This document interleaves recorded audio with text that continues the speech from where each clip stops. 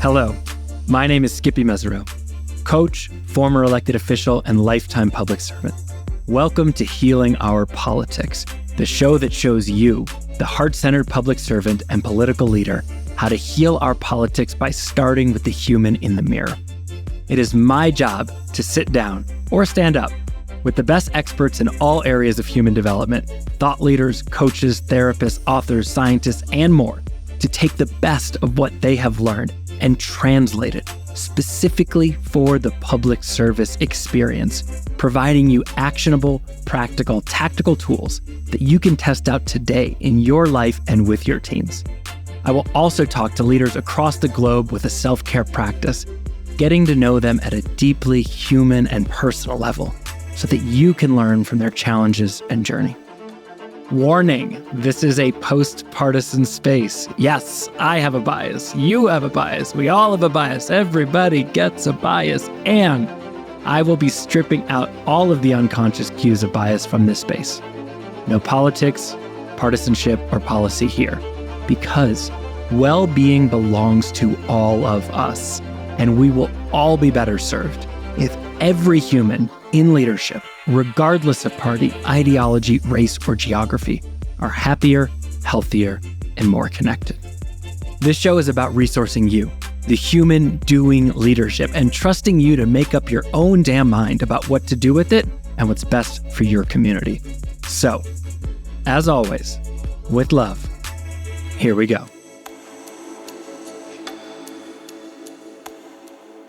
In this episode, I sit down with expert in time management and productivity, Mr. David Allen. If you have ever experienced overwhelm or stress in your work, then this is an episode you simply must listen to. David is the creator of GTD, Getting Things Done methodology. He has sold over 3 million, with an M, million books worldwide, is regarded by Forbes as one of the top 5 executive coaches in the world, and has been crowned one of the world's top 10 business leaders by American Management Organization.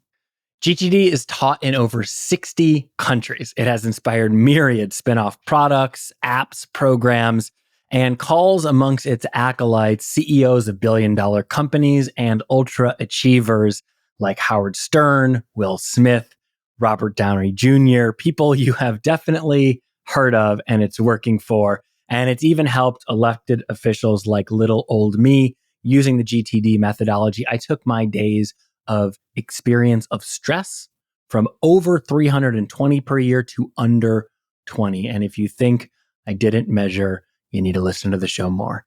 I did. Spoiler alert.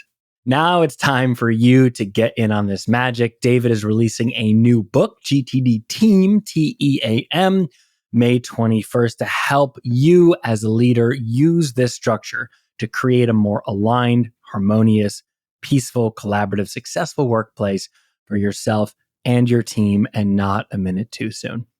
In this episode, we discuss the myth, that we must be overworked to be successful, and how to break the chains of this belief to liberate ourselves and those around us.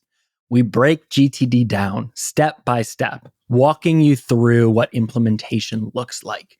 We discuss who GTD is for, not for, and who is resistant at their own peril. Is that you?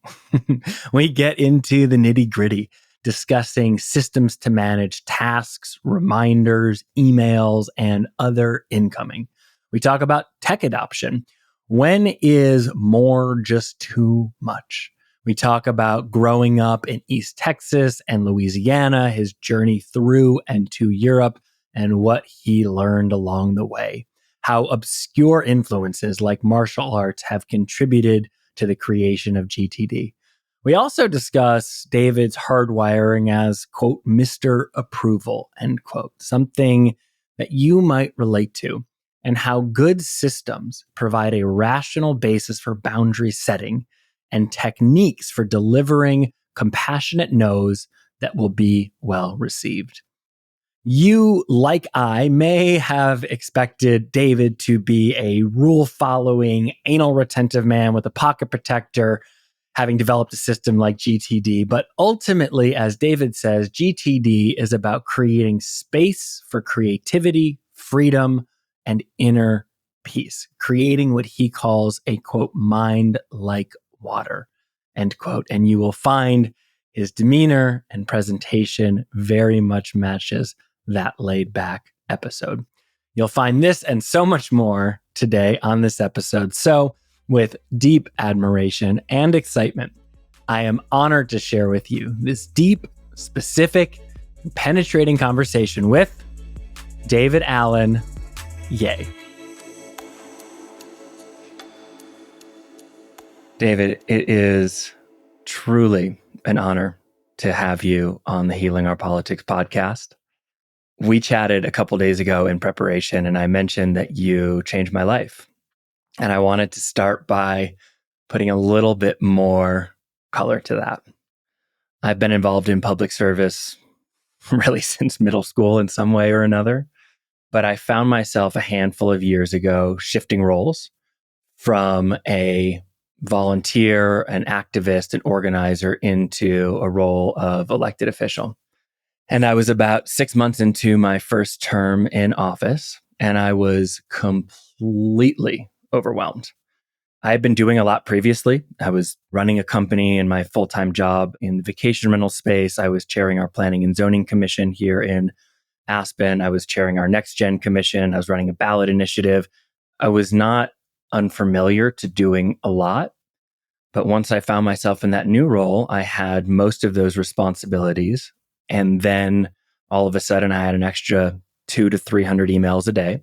And I viewed each of those as exceptionally important, that I had to respond with care to each of them. All of a sudden, when I went to the grocery store, I wasn't just going to the grocery store. I was also having 15 conversations in the aisle with anyone who'd approached me. I had 2 council meetings a week, which didn't sound like a lot, but when you think about the prep is somewhere between 300 and 1,000 pages per meeting, and those meetings sometimes run 5 to 6 or 7 hours. And then committee assignments, serving on other commissions and boards throughout the community. In my case, the Housing Authority, which was the second biggest in the state, the Nordic board, a few regional cohorts. And I just found myself completely buried and didn't know what to do. And I decided that when off season hit, which here is kind of October, November, I was going to take my weekends and make them sacred and focus on figuring out how the hell I was going to build new structures, new sets of priorities, new alignments such that I could handle this workload. And for the next 2 months, 2 days a week, I put myself into my den and just started researching. And I can't remember who tapped me into GTD or getting things done, but it was something I found pretty early. And I got right into the book, and it was one of the first things that I implemented. And the implementation of the GTD system gave me the space and the framework to then consider and lay out and understand everything else in my life. And from that place, begin to prioritize those things. And from that, to work my way back into a life's mission, a life's purpose, a vision, and to create a framework of what I prioritize when, and then to have a system to make sure I'm doing what I set out to do and to review it appropriately. And the end result of that in the immediate, and I know because I'm crazy and I track everything, is I went from over 320 days of stress per year to under 20, which is insane. And greater than that, and I would have never predicted it, but years down the line, because I could remove stress from my day-to-day experience, I began to be able to understand the distinction between stress and other things. So stress and anxiety, for instance, I always thought those were the same thing, and they're not. And it really began what has been, I would now call a spiritual journey for me. I would have never have used those words at that time. And my life today, although certainly not perfect and not without those things, is so meaningfully different. And I really credit and honor you for creating something that opened the door for me for that. And I just really want to start with a genuine thank you. It's such an honor to have you here.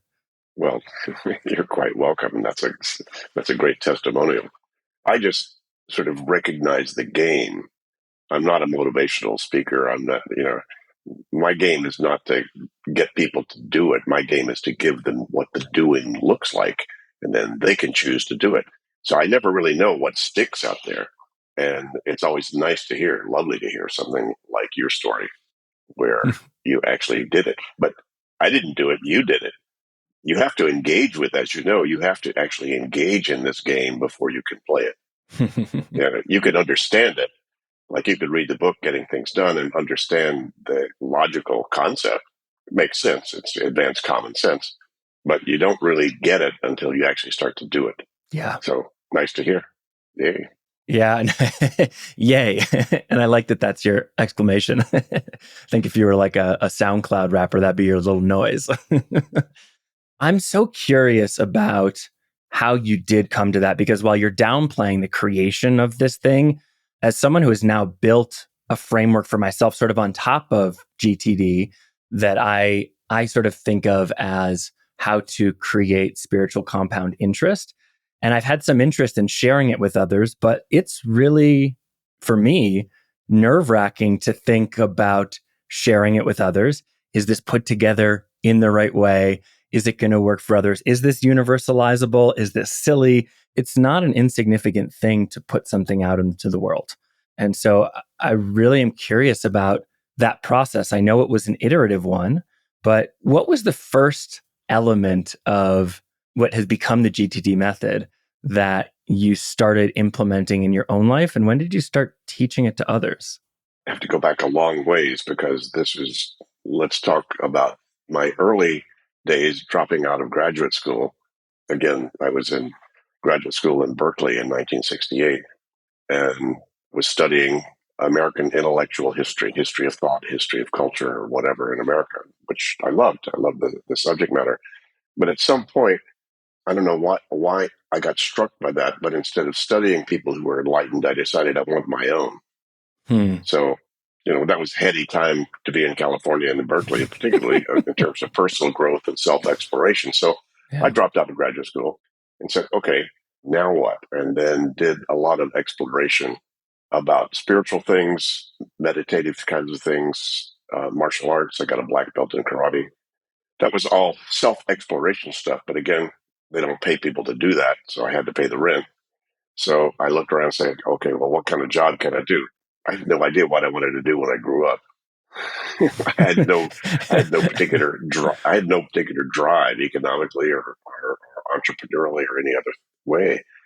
But I looked around and I knew some people in my network and who had small businesses. And so I became a really good number two guy.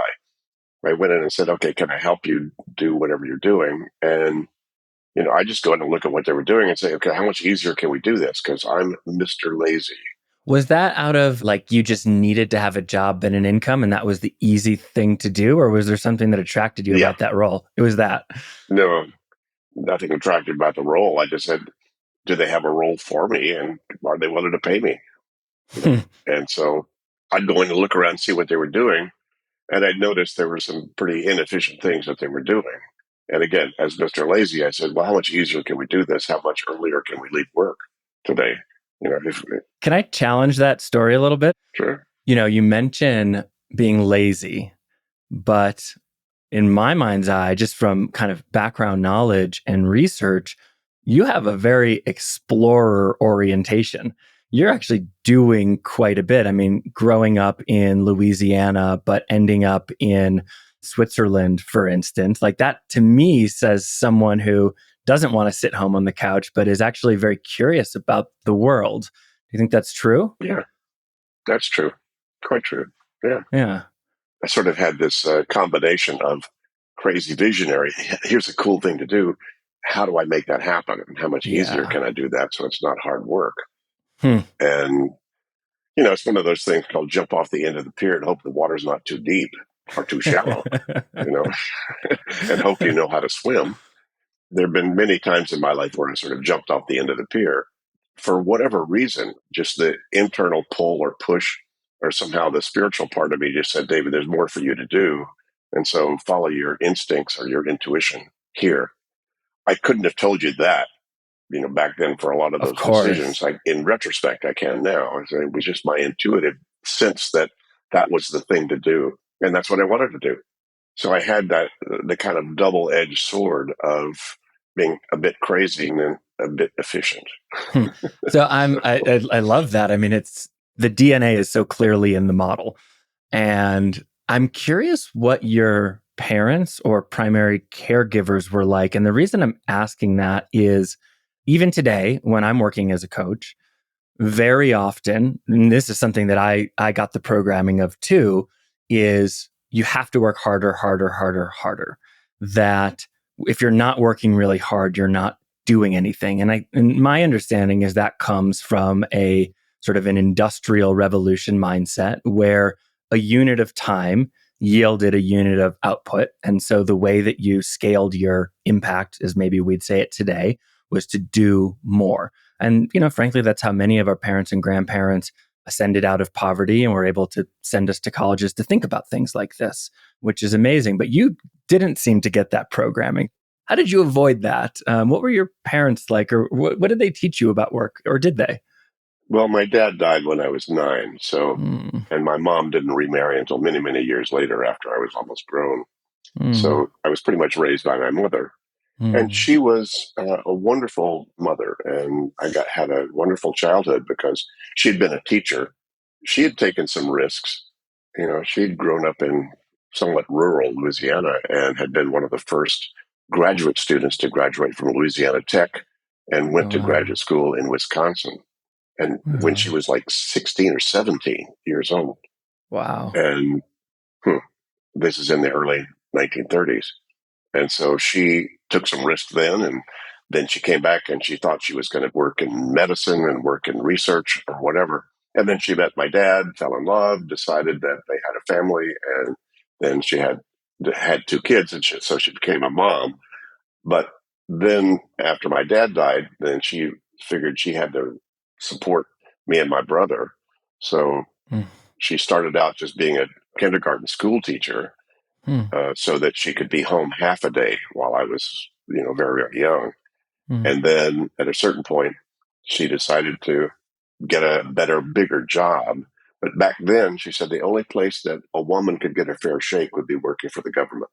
So she applied and got accepted in the Social Security Administration.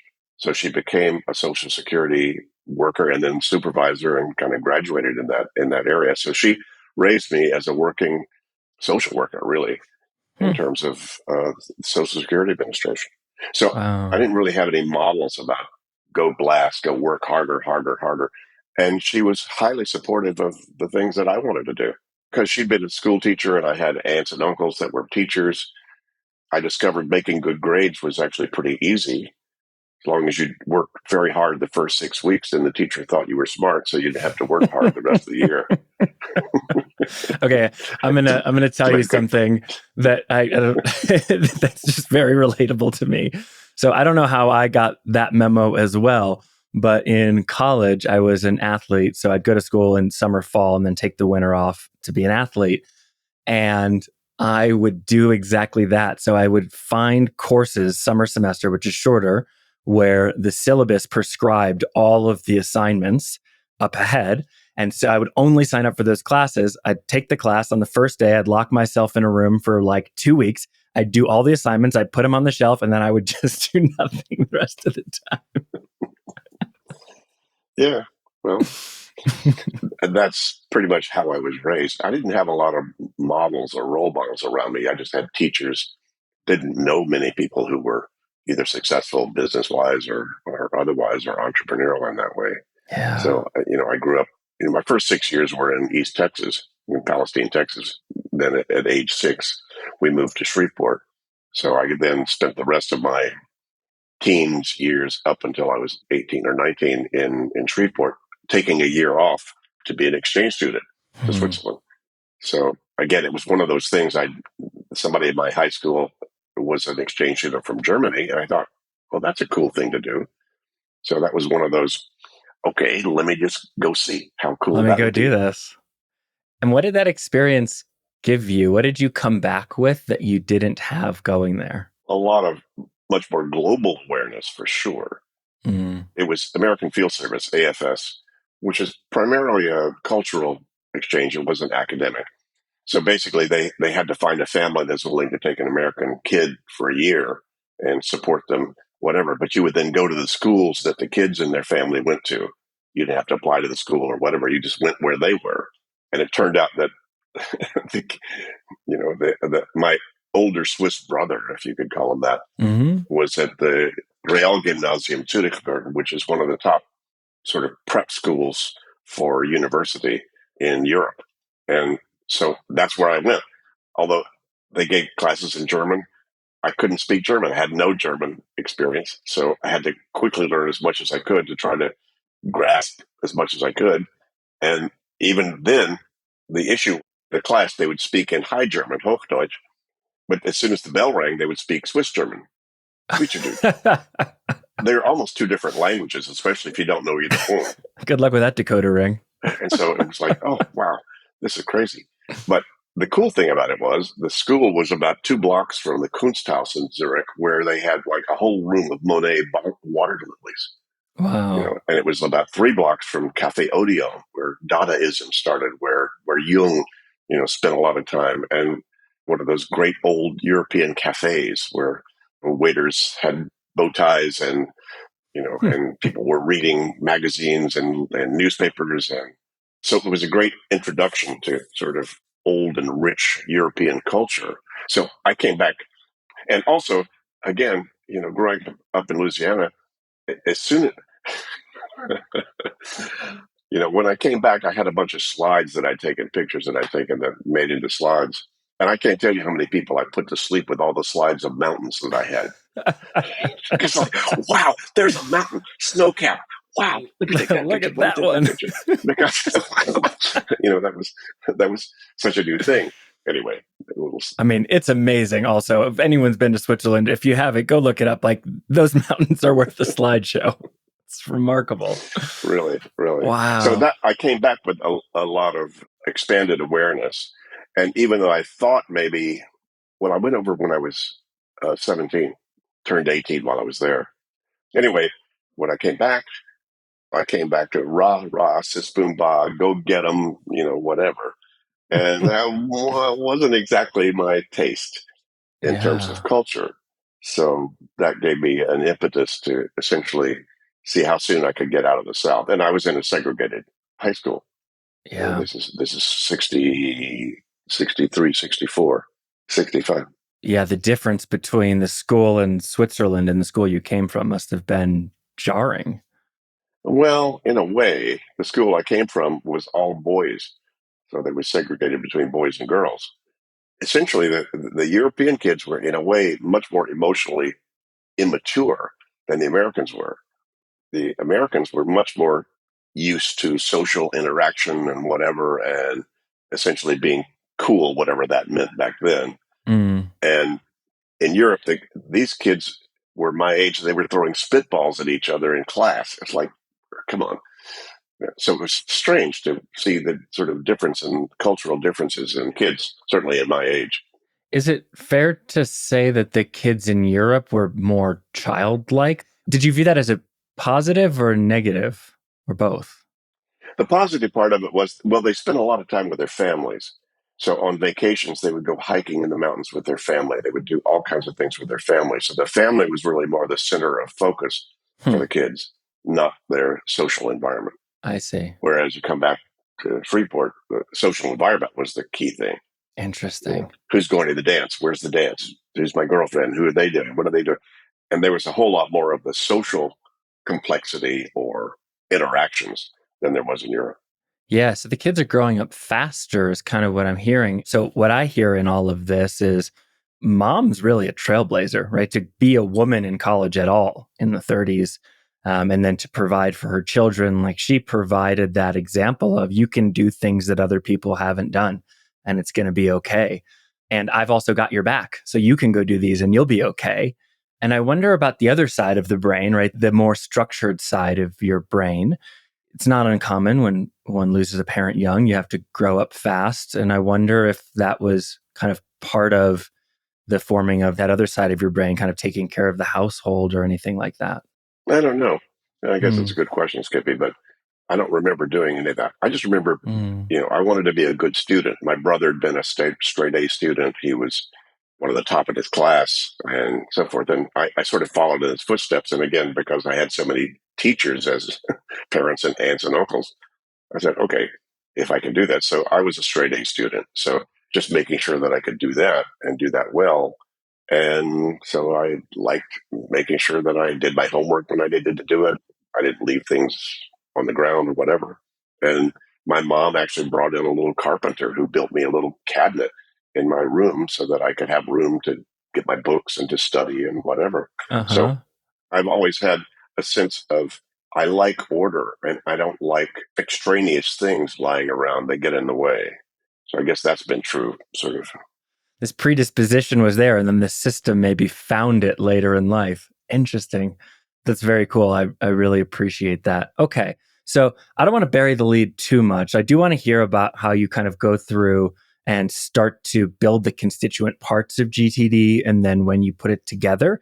But could you describe for us what exactly GTD is in your own words? And we'll run the steps, I think, later, but it can't hurt to tease them. So can you just kind of give us the framework? Well, basically, it's this set of best practices that an individual can implement that gives them more clarity, more control, more space in their head to be able to think about the stuff they want to be thinking about. I just figured out piece by piece things that helped me do that for myself. Hmm. Again, I was a good number two guy. So I help these folks with their own businesses. And then as soon as we kind of get their processes fixed or upgraded, I got bored. Then I'd leave and go find another job and do the same thing. And then I discovered they pay people to do that. They call them something. Consultant. Oh my God. Couldn't spell it. Now I are one.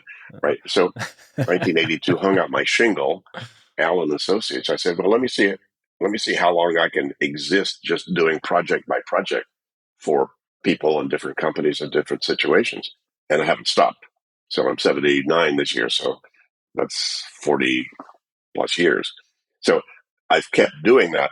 And essentially, I needed to find things for myself as my life got busier and more complex. And again, because I'd had experience spiritually, meditation wise, martial arts wise, the value of clear space in your head. Hmm. And I found my space was getting less clear. Like you mentioned before, it's like, wow, I suddenly got a new job, and now it's like now I'm buried in my head. Mm-hmm. And how do I manage that? How do I get on top of that? How do I get in the saddle about that as opposed to feel the victim of that? And Mm. so I found piece by piece a little string of epiphanies. There was no big epiphany. I woke up one morning with this whole methodology. They were just piece by piece. And I had a couple of mentors that taught me various pieces of this that I was able to kind of cobble together. So as I was using them for myself and sort of creating my own personal system and application of these principles and these practices, I turned around and the consulting clients, we didn't call it coaching back then, but that's kind of what it was. It was consulting with people with their own businesses. And I started to share with them these techniques and have them apply these techniques, and it produced the same results for them: more Mm. control, more focus, more clarity, more space, to think about strategic things. What are some of the epiphanettes? What would be like a couple of those? Well, one was a mentor that I had because as I started my consulting practice, I said, how do you consult?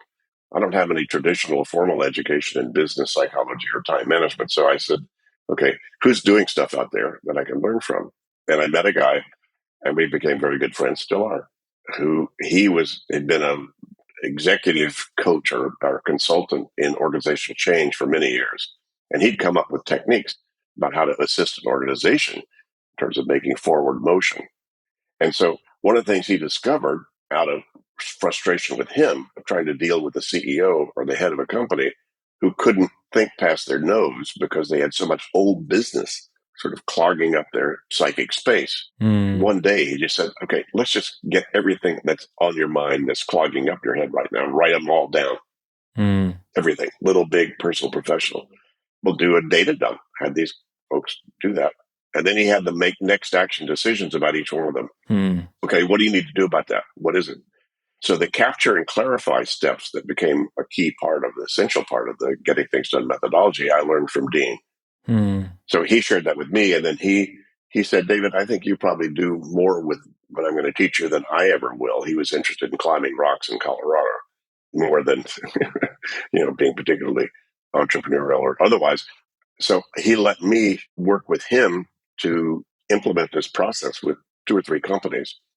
And so I got to see what it was like to actually do that. And first of all, he had me do it. So the first time I sat down and said, okay, well, let me write down everything that's on my mind, little, big, personal, professional, on separate pieces of paper. And went, wow, that's cool. Yeah. It wasn't like I was in super stress or anything. I just wrote them all down. It's like, wow. And suddenly I felt a lot different. And then going through each one of those pieces of paper and deciding what the next action was. And I went, wow. So that was a pretty phenomenal epiphanet. It was a big epiphanet. What was Dean's last name? Atchison. Atchison. Not the famous one, not the Secretary of State or whatever. If you Google it. Yeah. No, a different Dean. So that started it. Also, I'd been doing personal growth trainings in the 70s and early 80s. A key component, a lot of those self-development trainings was about agreements. How do you manage agreements? Agreements with yourself, agreements with other people. And what happens when you break them? Trust goes down. So if I broke an agreement with you, you wouldn't trust me to necessarily show up and do what we'd agreed to do next time. You might love me, but you wouldn't trust me. So trust diminishes as an automatic price of broken agreements. What I didn't realize at that time, because they were just sort of short little spins in these personal growth trainings about keeping agreements, the good news of those builds self-confidence, builds whatever. Breaking agreements disintegrates trust. What turned into a whole lot of what getting things done is about is clarifying, codifying, objectifying what your agreements are. Yes. With yourself and everybody else. Yes. So if you don't want to then pay the price of broken agreements, you either don't make the agreement, called, no, I ain't going to do that. Keep the agreement. Okay, let me finish that. Or renegotiate the agreement. Well, okay, I'm going to do that, but not right now. Let me park some reminder of that somewhere that I might do that. And a whole lot of what getting things done is about is just objectifying what are all your agreements. And most people have no clue how many they've made with themselves and other people. I love this. Trust diminishes as an automatic price of broken agreements. That's so clear. That's so accurate in my experience. And it's interesting because one of the things that the implementation of GTD in my life helped me clarify is, so that's the external relationship to broken agreements. It helped me clarify the internal relationship to broken agreements, which is, and this is for me, I realized that stress is the physical sensation of breaking agreements to self or others. I can have a ton on my plate, but if I'm doing what I said I do, if I'm in integrity to self and others, I won't be stressed. But it's when I'm breaking those agreements that I have that internal sensation. And so it's interesting to think of that as a feedback loop, right? If I'm internally stressed, I'm more likely to break external agreements. If I break external agreements, then I'm going to diminish trust. So that's going to further reinforce stress. And then we wonder why we burn out. But there's an upstream solution for that. That's so good. I love that. Yeah. Thank you for that. Yeah. And I have a famous saying of mine, you can only feel good about what you're not doing when you know what you're not doing.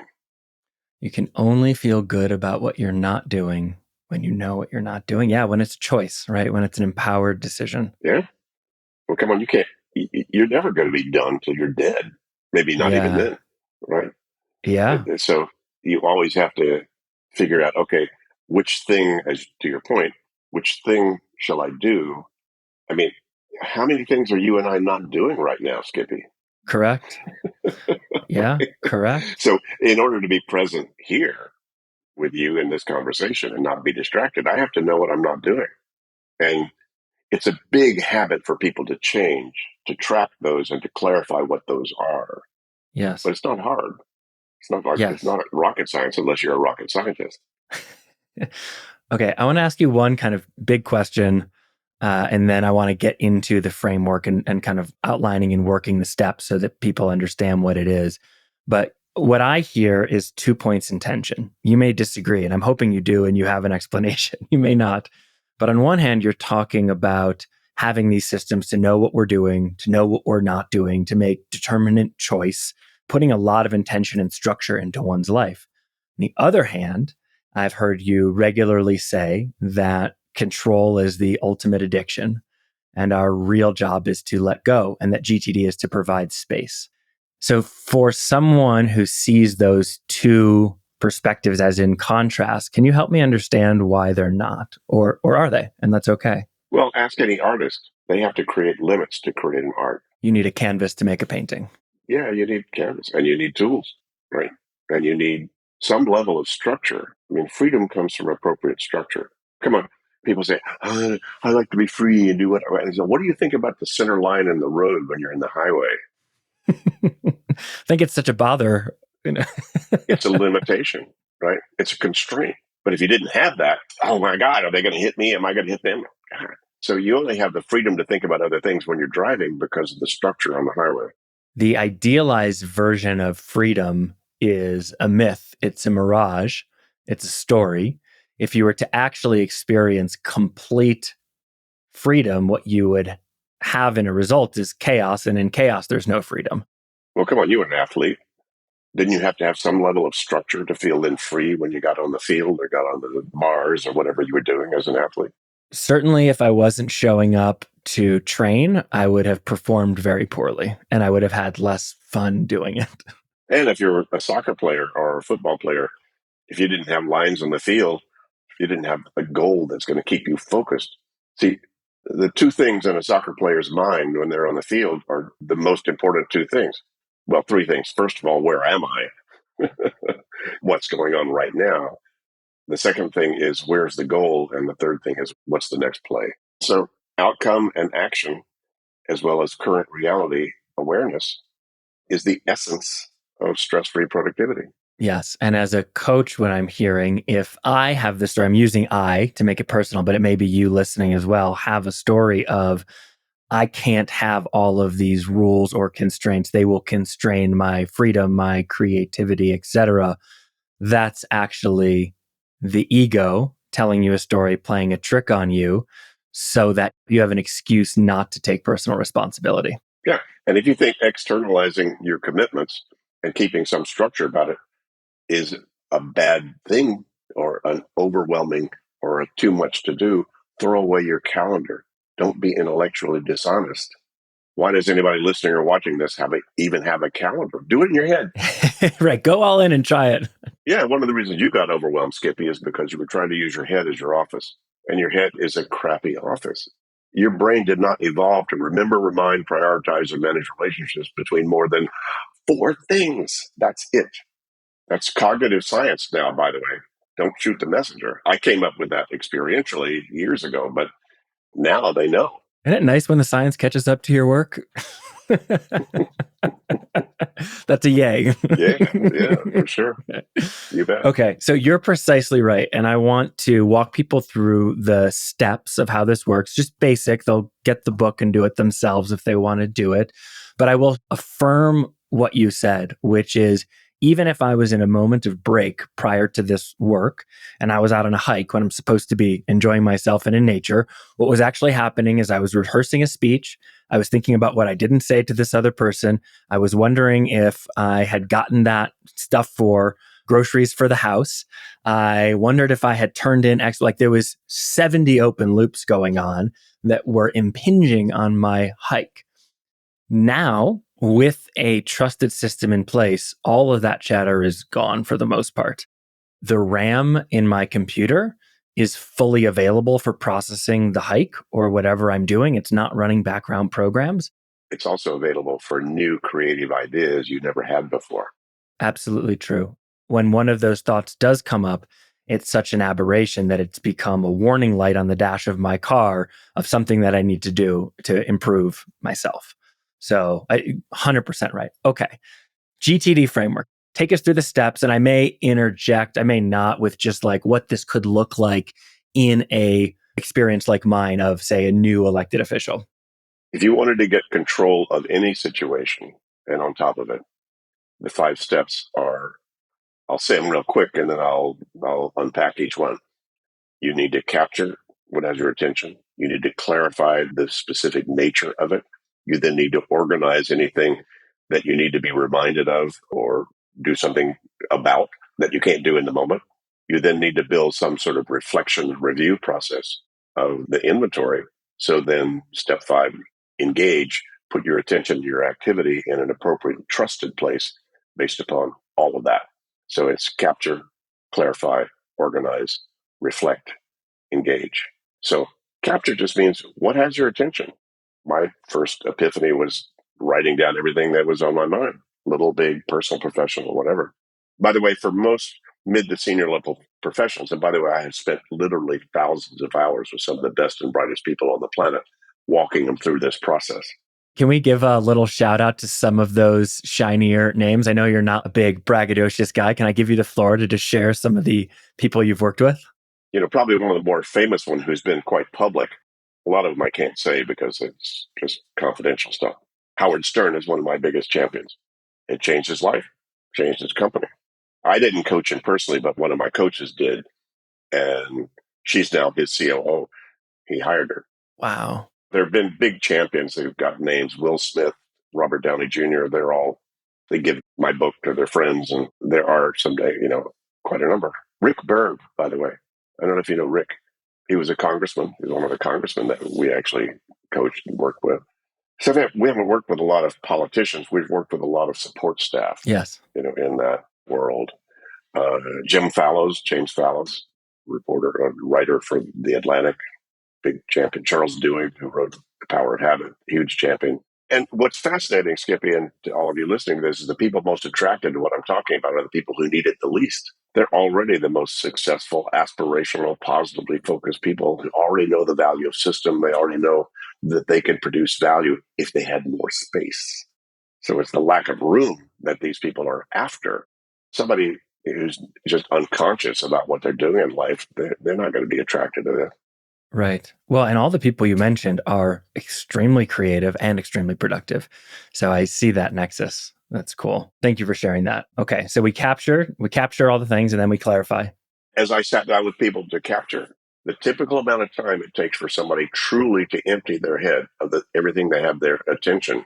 I need cat food. I need a vice president. We need to restructure our thing. I need to research a new data. Write all that down. That usually takes from 3 to 6 hours. So it's not a small process for most people to do that, to catch up, to get that stuff out of their head. Again, it's a big habit for people to just file stuff in their head without writing it down. So that's step 1, is get all that stuff out of your head in some sort of objective place. Step 2, now, by the way, if that's all you did, then you become a compulsive list maker. Now you got lists and posted stuck all over God and creation, which is not going to get rid of the anxiety or the stress. Imagining that scene in that movie with Jim Carrey where he comes out with the pen all over his face because he's run out of space. Yeah. And so step 2 is then to take any of those things that you wrote down, objectified, and decide what exactly does that mean? What is it? Is it something that I need to move on or not? If not, then it could be either trash, reference material, or incubate. I need to store this and be later reminded about it. If it is something you need to act on, you need to decide what's the very next action I need to take. If I had nothing to do but move on that right now to close that loop, is that an email to send? Is that a website to surf? Is that a conversation to have with my assistant or my partner? What's the next step? And if that one step won't finish it, what's the project? What's the outcome that step is moving toward to complete? And so outcome and action become the 2 key components of clarify, especially for things that have your attention. If it's not trash or reference material, now a lot of times, a lot of people listening to this have a lot of stuff in their email they could just file or dump. So that's the clarify process. Okay, take all that input that you've got. Now let's distribute it in the appropriate places and make the decisions about it that we need to make, outcome and action about actionable stuff. Step 3 is then organize. Okay, what are you going to do if you can't finish that action right now? By the way, if you can finish that action in 2 minutes, you should just do it right then. It'll take you longer to organize it than to do it. And most people have an incredible amount of 2-minute actions they could take on emails that are sitting in their inbox right now. And instead of reviewing and renewing and rethinking, just do it. Just get it out of there. Anybody listening to this right now, walk around your apartment or your house and see all the things that it would only take you 2 minutes to fix or finish. Replace that light bulb. Move that thing over there. You had to say the light bulb thing. Now I'm feeling guilty looking up over this screen. Anyway, if it takes longer than 2 minutes and you can't do it then you need to put some reminder somewhere. And that's where organized comes in. Okay, how are you going to put a reminder about the cat food you need to buy? Because you can't go buy it right now. Where are you going to organize that? And this is basically list creation. What are the lists that you need to make and create? Here are the errands I need to run. Here's the stuff I need to surf the web about. Here are the things I need to talk to my wife or my husband about. Or here are the things that I need to bring up at the next staff meeting. Here are the things I need to whatever. And so once you decide those actions, where do you park reminders of those so you see them in the right place? Now, when somebody actually fully implements this methodology, they're going to have between 120 and 200 next actions right now. Not making them up, just identifying them. What are all those things? So that would be a little overwhelming when you go to the store to buy cat food and see 200 things on the list. So it'd be nice to then sort them based upon when you could do them, where they happen, and so forth. So I've got about 6 or 7 of those. Here's my errands I need to run. Here's the things I need to talk to my wife, Catherine, about. Here's the things I need to do on the computer and the things I'm waiting for. There's another great category are what are all the things that you've ordered hasn't come yet? Or the things you've tasked people to do or delegated that haven't come back yet? A lot of executives, by the way, keeping an agenda list and keeping a waiting for list are transformative for them because they haven't done either one. Here are all the things I need to talk to my staff person about next time he or she is in front of me. That's an agenda list. The next action of things to talk to this person about when I have them on the phone or in a Zoom or face to face. And then if you hand them off and they say, yeah, I'll do that, and you care, then you track that on a waiting for list. Those are huge. And very few executives do that. They'll do it last minute stuff. Oh, yeah, I need to talk to them. And then they go interrupt people as opposed to save it for an agenda when you have face to face. And then when things blow up, they blow up because they haven't tracked what the status of it was or checked with the people who they've tasked it to.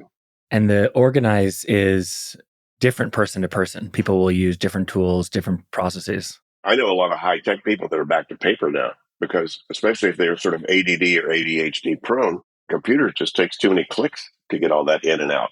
Whereas paper is right in your face, right there. I mean, they both have their downside and upside. And the list managers out there, there are hundreds of lists. And basically a lot of the stuff that people that have sort of copied the GTD idea with their software basically just created list managers, different bells and whistles, but they're all pretty much ways to keep lists. We migrated to Office 365 last year or whatever. So I just use the tasks inside of the Outlook. That's fine. Yes, I actually want to know. As soon as we get through review and engage, I'm going to come back to that. I want to know what tools you use, and then I'll share what I do. And the idea behind that is just to give people the perspective of you can make this fit what works for you. Because I imagine we use different things. Maybe we don't. But tell us about review and engage. Well, review means you can put things on a list, but if you don't look at the list when you go to the store, you're going to forget stuff that's on the list. If you're not looking at your calendar on some regular basis and saying where you need to be when tomorrow or the next week, are you going to then run into, oh my God, I forgot. So review simply means reviewing and reflecting on all the commitments that you've got that are not complete yet. Mm-hmm. And that could also be all the way up to every 2 or 3 years, you and your life partner need to figure out where you're going in your life or your life purpose. What are you about? All the way down to what's our vision of success 12 months from now, or your strategic plan 12 months from now, or it could be quarterly. We need to look at where we are with X, Y, and Z. And review could be anything from a stand-up meeting daily in software companies or manufacturing companies, all the way to any of those longer term kind of review. Where are we? It's like lifting yourself up, getting up into the fire tower so you can see the smoke. If you don't get up in the fire tower, the fire's going to land in your tree and you go, oh my God. Get up in the fire tower and look and see where it's coming. That's the review piece. So, and then the fifth stage is engage. There's nothing to say about that. If you've done the first 4, you've captured clarified, organized, and reviewed all of your stuff, then you're making trusted choices about what you do. It may not be the right choice, but you'll live and learn. And you'll be making that out of some level of confidence, as opposed to, I hope this is true, and driven by latest and loudest, which most people are. And now a quick break from our sponsors, and we'll be right back to the show. This show is supported by Elected Leaders Collective Foundation Silver Level donor Stephen Wicks, local legend here, and good buddy Sean McAllister at the Gold level. Thank you for your contribution. We could not do this without you. If you want to hear more of this type of content, you can support our work by going to electedleaderscollective.com and clicking the donate button. The Healing Our Politics podcast is brought to you by the Elected Leaders Collective, the first, leading, and most highly recognized name in mental health, well-being, and performance coaching for elected leaders and public servants, designed specifically for you. Now, don't be fooled by the name. The Elected Leaders Collective is not just for elected leaders. It is for all public servants.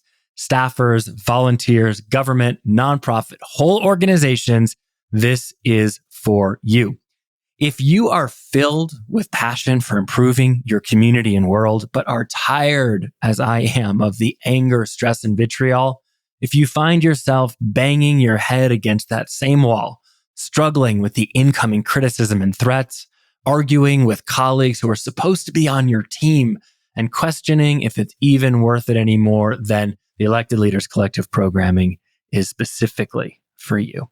With the Elected Leaders Collective, you will learn to become a hashtag political healer, building the authentic, unshakable confidence and courage to stay true to yourself through the anger and pressure, while cultivating the open, empathetic mind to meet others with the curiosity, compassion, and kindness necessary to respond to threats, improve challenging relationships, de-escalate conflict, and bring people in your community together to solve real problems and get shit done.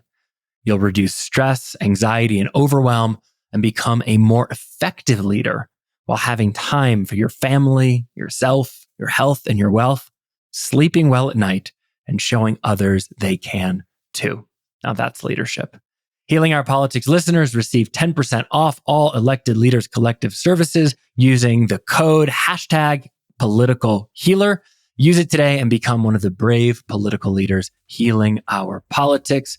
Use code #PoliticalHealer by going to www.electedleaderscollective.com and starting today. That's www.electedleaderscollective.com and starting today.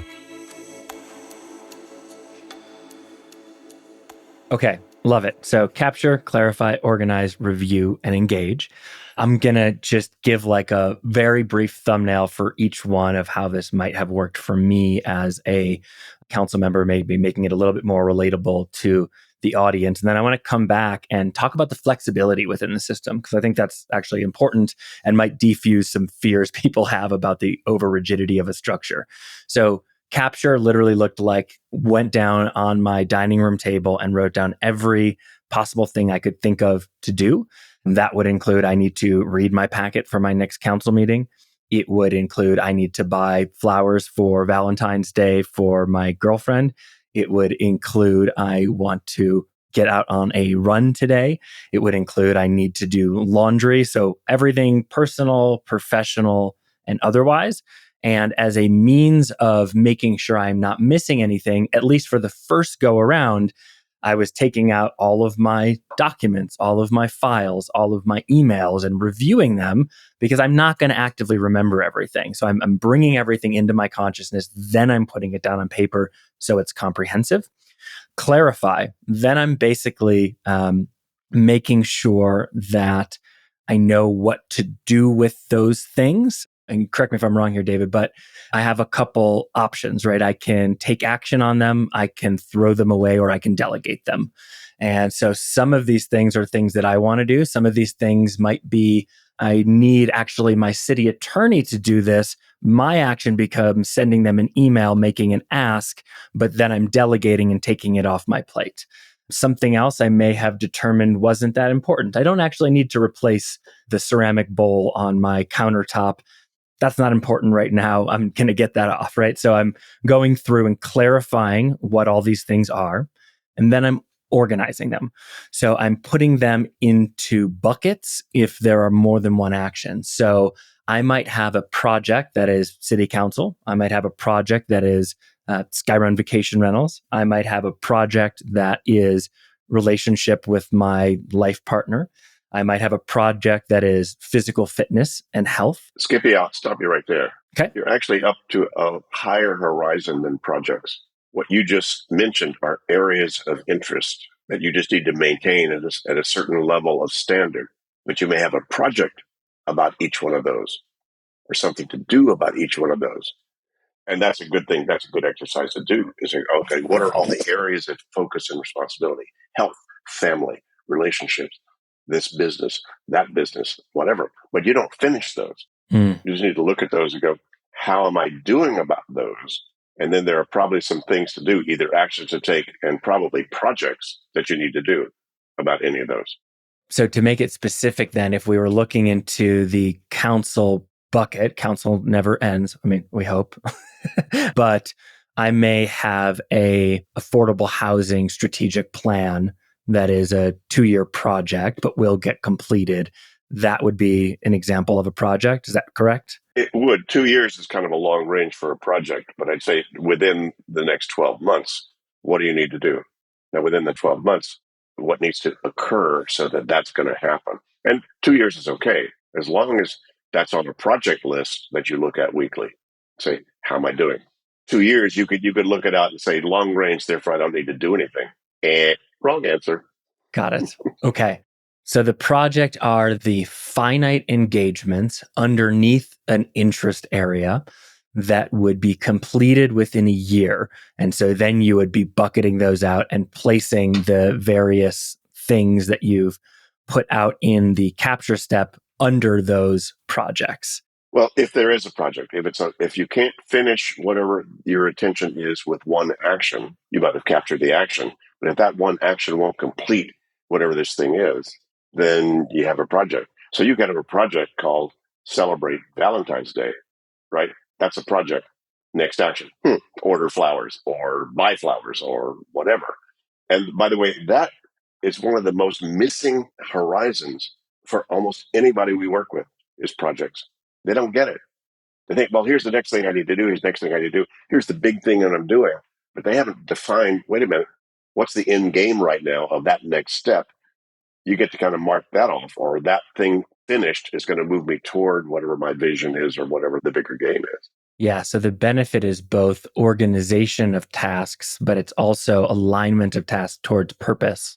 Yeah. And the outcome. I'd say outcome more than purpose. Yeah. Purpose, interchange those words. But, if you want to, hey, I should be healthy. Great. What do you need to do about that? I guess I need to maybe join a health club. Great. What's your project? Research health clubs. What's your next step? Oh, I need to surf the web and see about whatever. Finite time, end game, outcome, goal. Check. Okay. So we organize into those projects or non-projects if it's a single task. And then we have some form of review. So in my case, that looks like a very brief morning review of all the things that I know are my next actions for that day. And then a weekly review. So I'm looking at not just my next actions, but I'm looking at everything I'm not doing immediately. I'm looking at my someday maybes, and I'm making sure that things are where they should be. Or to your point, I'm renegotiating. I'm moving those timeframes, those expectations.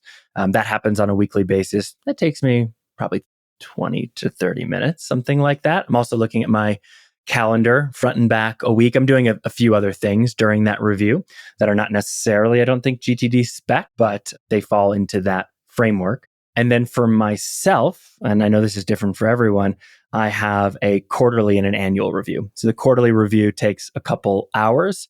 And then I have an annual review where I'm looking at really 3 and 5 year goals. And then, of course, the engage. So now we get out and we do those things. Okay.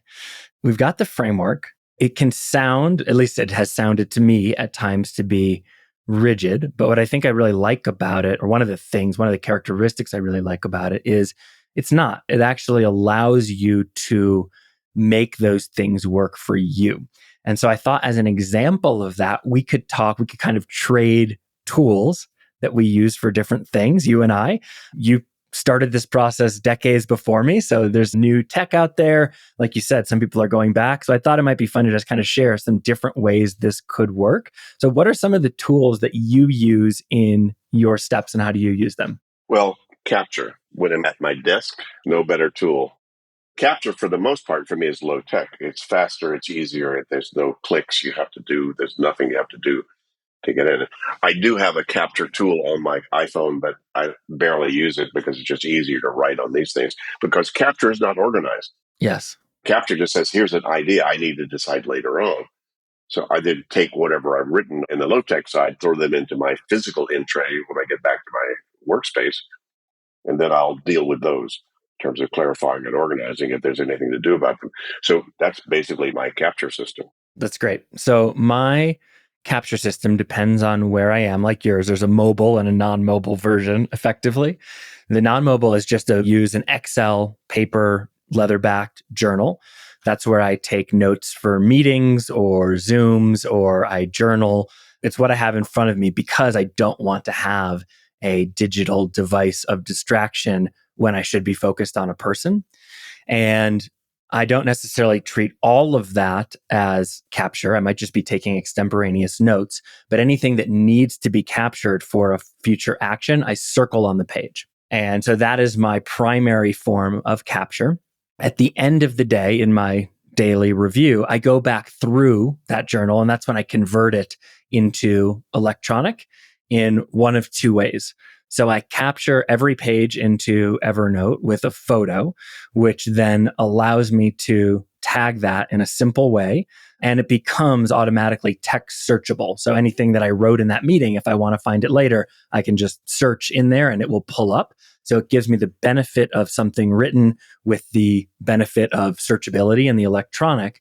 And then I will organize all of the circled things into an app called Todoist, which is just a to-do list app, but it's pre-built out with all of my projects. So things go in immediately there if they don't get acted on at that time. Sometimes I do them immediately, right? Email Johnny, okay, that's my 2-minute action. I'll do that at night.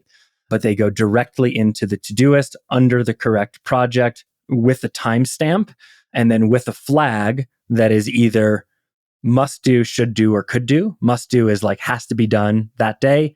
Should do is should be done that day. And I'll normally put a parenthetical like by X. And then the should do is like, this is something that I'd like to get done, but it's not mission critical. So if it happens, that's great.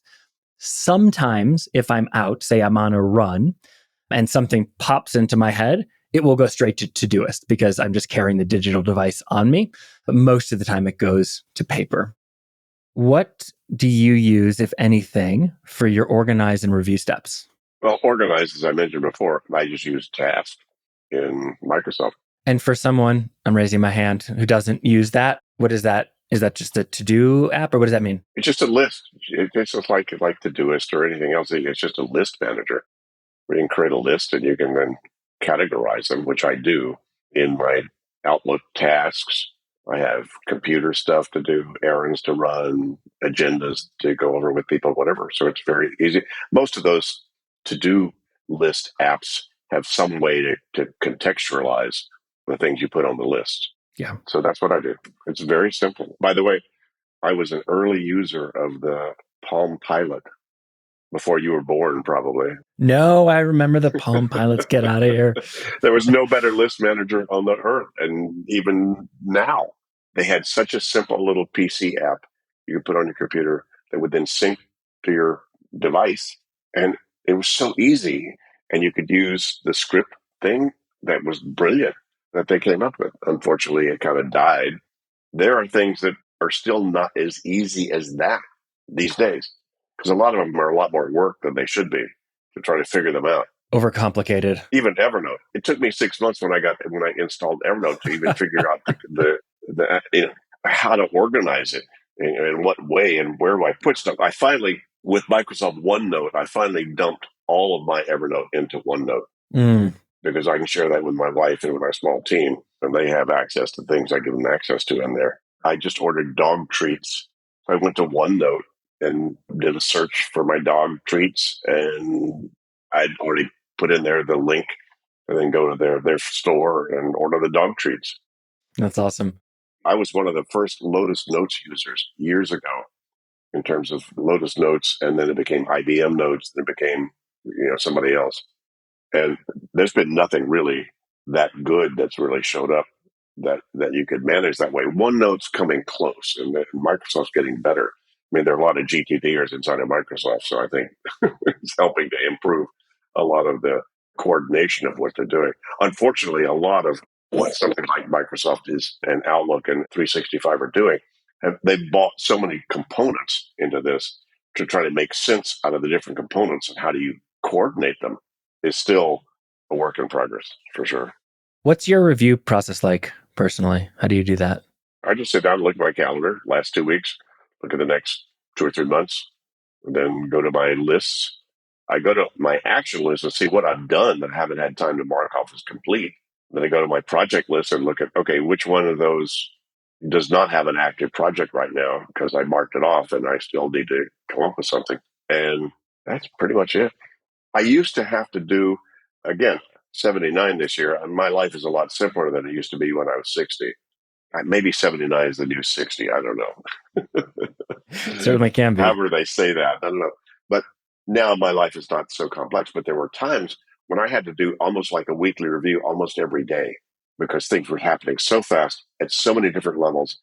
And as you talked about your life and public service, that could show up that fast.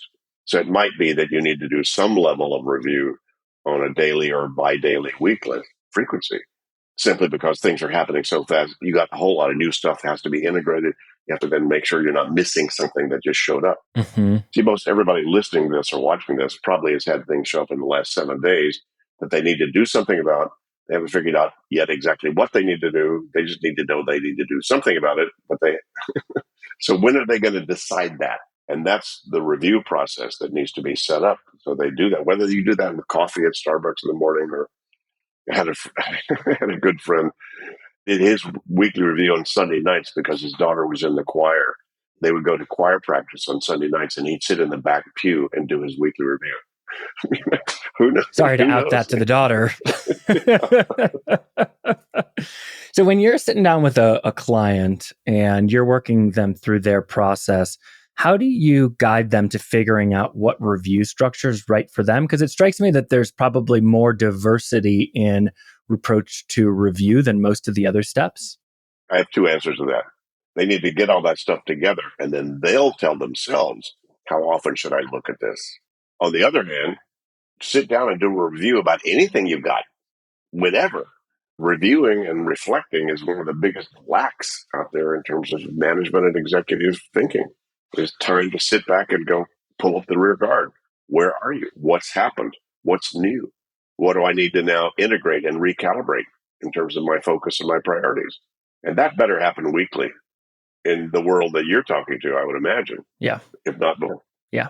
Okay. Beautiful. Do you still have, I mean, yes, you are 79 years age chronologically. If anyone was with me looking at you, they wouldn't assume that. If they were looking at your productivity, they wouldn't assume that. Do you still do long-term planning? Are you still having like a 5 or 3 year horizon review at this point in your life? I know you got a new book coming out soon, so you're doing big stuff still. And the new book, but that was a big thing. So there's a new book that's filling a big gap in our training and this methodology over the years called TEAM, getting things done with others. So that's been on my radar for a long time to see if we could find some way to get that message out and create a manual about how to do that. So that's been a big thing. After that, I get better at my flute, get better at painting. These are things that I've just have been let lie for the last 2 or 3 years simply because I've been so busy with other stuff. And otherwise, no big thing. Well, my wife and we just took a 5-week road trip to Spain, which was really kind of fulfilling her vision of finding a place to go in the wintertime when it's rainy and cold and gray. She's 65, I'm 79. So we figured I don't know how many more of these we're going to be able to do, but setting those up. So, it's been on our someday maybe list. I haven't seen Iceland yet. I haven't seen New Zealand yet. I haven't seen, there are a few other places that we would probably like to go. So it's more like in the more leisure part of our life. I don't know that I'll ever have leisure in my life because I can't stop doing this. I can't stop doing what I'm doing. But building in some time and doing that and enjoying that kind of stuff, that's just part of the icing on my cake in terms of my life and my career. That's beautiful. I'm definitely coming back to team. I mean, look, in our world, the more team focused we can get, the better. And it's challenging right now. So I think that's going to be a huge benefit to people. Before we get there, I just want to kind of get a little bit more background on the creation of this. And the reason is A, it's a personal interest, but B, we're sort of in the business of taking ideas in our head out into frameworks and rules for the world. And so it is not dissimilar, although it's, it's not passed in statute. In many ways, you are creating a framework, as many of us are creating a framework. And I'm interested to hear how you've thought about that through the process, because it's been wildly successful, both in adoption and public acclaim and impact and effect. And so I think it's super relevant.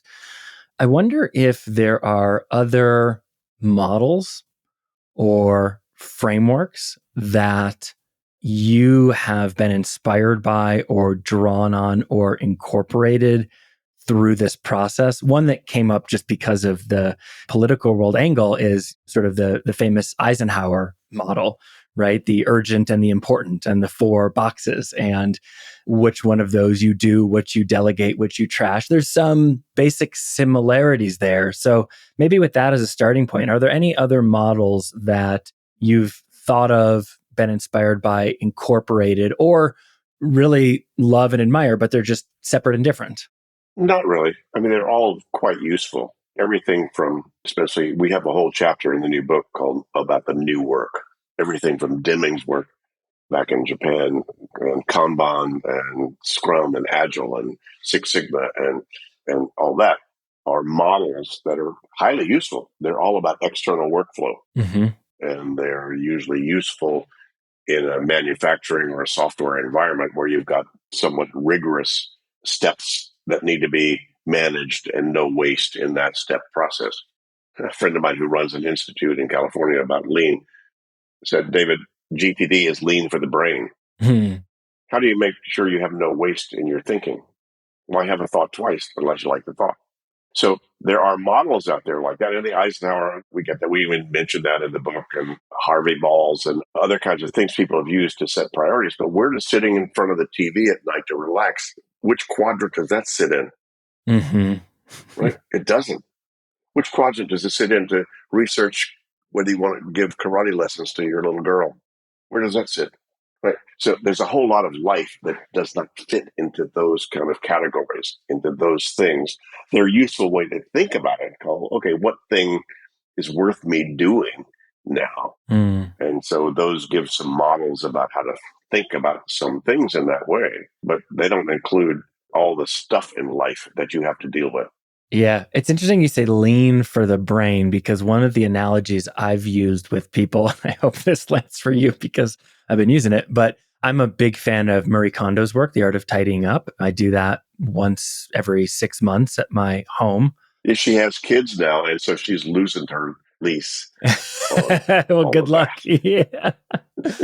I mean, I don't have kids yet, but I have enough friends with them to see that, a lot of that goes out of the window, sometimes literally. No, she's great. I mean, you should get rid of, every year or every so often. Catherine and I only buy new clothes if we can give away as many. Right. The analogy that I've always used is like what Marie Kondo does for your physical space is what GTD does for my brain. It makes sure that everything there is there for a reason, that it has a purpose, that it has a place, that I can see it and appreciate it. It doesn't get lost in the background and is fully presented for me to do the best of it I can with what I have. And that's just always an analogy that sort of landed to me. I don't know if you've ever heard anyone say that, but Yeah. No, that makes sense for sure. yeah, that's cool. Okay, so some background stuff. I am curious what your recommendation would be around tools, knowing that the GTD intentionally doesn't specify. However, there are innumerable new tools that come out every day.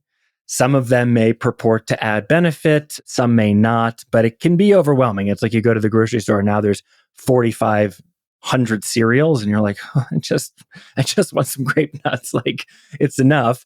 What's your recommendation on staying up to date with the tech, with the new stuff? What is the appropriate balance and when does it become too much of a job in and of itself? Well, it depends if you're into productivity porn, where you just like that and you like to explore all of those. It's like, fine, that's a nice hobby as well as anything else. Why not? But wouldn't hurt.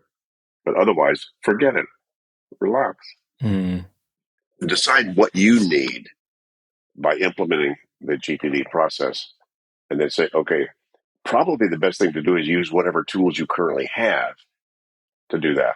Mm. And then you might want to explore. I mean, there are hundreds, if not thousands, of forums out there of people talking about all the GTD tools that people could use, and pick and choose, decide what you want to do. So there have been twice in my career where we tried to build software around the GTD model, and neither of them worked. Hmm. They worked in a way, but they didn't work in the market. So I just gave that up. People ask me for recommendations. They want me to come on their board. They want me to look at what they've come up with and give me an endorsement or whatever. And I just go, not my world. Yeah, when you say it worked in a way, you mean like the software itself functioned. You were happy with it, but it just wasn't adopted broadly. Is that what you mean? Yeah, Any idea why? the market wasn't ready. Why does anybody out there think they need to empty their head? Hmm. And yet they're buying books by the truckload. Sure. Well, we tried to build those things, and then Microsoft sort of won the desktop, and there just wasn't a market out there really. Hmm. Yeah, interesting. So there is many different implementations and tools as there are GTD champions and friends out there, for sure. Totally. Who have you found, if you were to build sort of the archetypal character, who's the human who GTD seems to be most attractive to, and who is most resistant to it? Well, as I mentioned before, the people most attractive to it are the people who need it the least. Big champion that I coached for a year, a guy named Brad Keywell, the CEO, founder and CEO of a company called Uptake out of Chicago. He built Groupon. That's why he has his own jet. He's owned 5 boards. His Uptake in its first year or two as a startup got a $2 billion cap. What they did was develop the software that allowed you to put a little device inside of a little Caterpillar big engine thing. And it would tell you when its oil needed changed, when, was something going up with its tires or whatever. So they give you a readout essentially of the condition of a vehicle. He created the big ideas thing in Chicago. He's 40, 45, I don't know. You couldn't find a more productive person that you would identify in the world. And he called me and I said, Brad, why are you talking to me? He said, I'm up to here. I wake up with $1 million ideas. I don't know where to put them or who to give them to. Yeah, in other words, like I'm doing a lot, but I'm stressed out as fuck. I'd like to do all this and feel good about my life. I can relate to that. Yeah. Yeah. So that's who's most attracted to it. Who's most averse to it? I would imagine there's a distinction between people who, like you said, they would describe their life as fine and it's not for them and that's okay. And people who, from the outside looking in, clearly could use this, who are in meaningful roles, who are struggling with organization, overwhelm, overcommitment, who would genuinely benefit and the people they work with and for would benefit, but for whatever reason have like an adverse reaction to this system. Have you encountered that or is that a thing I'm making up? Oh, all the time. Okay. Talk to me a little bit about that situation. Like what are the common things that you notice? And then how do you respond to that? They say it's too much work. I say, well, would you like to have a clear head? That's not free. Here's how you would get that clear. If you like that, that's up to you. But again, I'm not a motivational speaker. I didn't build the business trying to convince people that they needed to do this. Right. As I said earlier, I just define the game, how you want to play it, whether you want to play it, to what degree you want to play it, your choice. Now, I still do it because I care, because people who actually do this, it can totally improve their conditions in life and work without exception. There's no exception to that. Anybody who implements any part of this, you don't have to implement the whole thing. Just the 2-minute rule will change your life. Just figuring out next actions on things that have your attention before they blow up. Be a huge improvement. So this is, as we say, it's not like running with scissors. There's nothing dangerous about this methodology. It hasn't been my job to figure out how to motivate people to do this. Right. Well, in a way it has, because one of the ways that I can motivate people, and I've done so many speeches and keynotes and been out there for years doing this, is just model what it's like. People meet me and they go, God, you're nothing like I thought you'd be. They thought I was going to be buttoned down, anal retentive. I mean, that's what I would have thought reading the book. Yeah. That's totally what I didn't think you were going to be like a karate doing, meditating dude. You're nothing like that. I'm nothing like that. Right. And the reason I'm nothing like that is I have the freedom to be nothing like that because I came up with all this. And the truth is you're both, right? Like there is part of you that is super organized and doesn't want to do the extra work. And then there's a part of you that wants to go explore and learn and try something new and do karate. And, it's all part of you. And I think it shows up in this. Well, it has been. My new project that I've been resisting like crazy is to learn to cook risotto. And my wife has been on me forever. David, come on. You need to stay engaged. And one of the ways to stay engaged is learn to cook better. And how about learning to cook risotto? I went, that'd be such a cool thing. And I've been resisting that project for months. What are you trying to avoid feeling by not cooking risotto? I just don't think about it that much. Next action, actually, Catherine says she's going to cook risotto and let me watch exactly how she does that. So I go, okay, I'm okay with that. Would a little accountability be helpful? You want me to reach out once a week on a text or something? No, thank you. Get out of my face, Skippy. Come on. Just trying to help out the wife. Happy wife, happy life, right? Okay. So I want to come back to team as a place to stop, but there's one more question that I have for you that I think will resonate with a lot of the audience. And as background, I've heard you describe yourself as Mr. Approval, which is a common thing. Like we all want the approval of others. We are high social primates. This shows up a lot in the public service space. We have a lot of type 2 helper archetypes. And one of the biggest reasons that we fall into, and I say we, I'm speaking of clients that I've worked with, myself in many cases, we fall into overwhelm is not just the lack of systems, but it is the belief that if I don't do everything for everyone, I will be rejected. I won't win re-election. I won't have inherent worth. Like I am my actions. And it seems though you refer to yourself as Mr. Approval, that in some way the GTD system has helped you navigate that predisposition. And I wonder if you could talk about the link between those things. Well, a big key is the word. It's a 2-letter word called N-O. It's hard for people. Of course. Yeah. But there are lots of ways to say no. Say, Skippy, that's a cool idea. Right now, I just don't have the bandwidth to give that the attention that idea probably deserves.